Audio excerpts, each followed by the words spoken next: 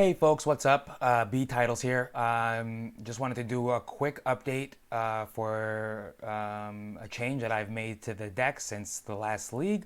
I mentioned it, of course, at the end of the league. It's basically we're just adding a basic forest back into the mix.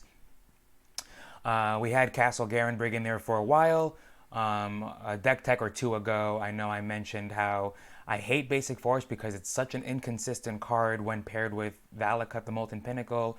If you have Valakut and Forest in your opening hand, you're often uh,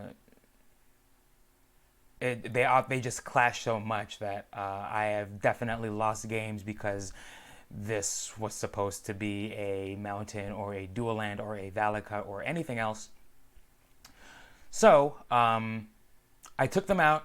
I used to have two. We used to run 25 lands and two forests, two of which were forests. So I increased the land count by one to prevent mulliganing issues, and I also subtracted both forests and replaced them with a eighth fetch land and a Castle Garenbrig um, to try and make the deck a little bit more consistent and to just test out how Castle Garenbrig is in the mix. Um, we haven't seen very many Blood Moons in our matches, in our games so far, but when we do see them, well, as you saw in the last league, we've been very, very punished for not having a basic forest on hand. And also, in games where Blood Moon wasn't particularly an issue, but where we were a little red source heavy, um, our 2-drop and 3-drop ramp spells, since we don't run Farseek anymore, um, they cannot find basic forests, and so these 8 cards never being able to find a green source, even when we even when the game is on the line, has punished us. So we're going to go back to one forest. We have got 25 other Valakut relevant lands around the forest, so hopefully it doesn't cut our win percentage down, and while at the same time allowing us to have an out if we do happen to just be in desperate need of a forest. Um, for cards like Blood Moon, we have Reclamation Sage, Force of Vigor, Woodfall Primus, if we can breach it in. Um, and that's about it for that. But hopefully this gives us a little bit more game.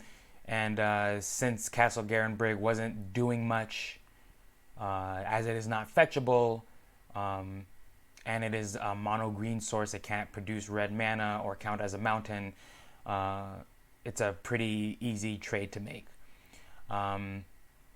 Maybe eventually we'll play more games and see if we come across a game when we get punished for not having 2 forests. I know 2 is kind of the gold standard in Breach Titan decks. I'm not familiar enough with Scape Shift decks to know how many they run, but they've got Snow Covered Forests and Field of the Dead and different things going on with them. But all of our fetch lands can still fetch red sources, or can still fetch basic mountains if we need them to, which is, I think, more important. And half of our fetch lands can fetch basic forests now. So hopefully this lends our deck a little bit more resiliency. Not so much consistency, but being able to come through and find green sources in a pinch if we really, really need to. So that's it. That's the only change. We're going to continue playing in leagues and looking forward to producing more content for you guys. All right, B Titles out.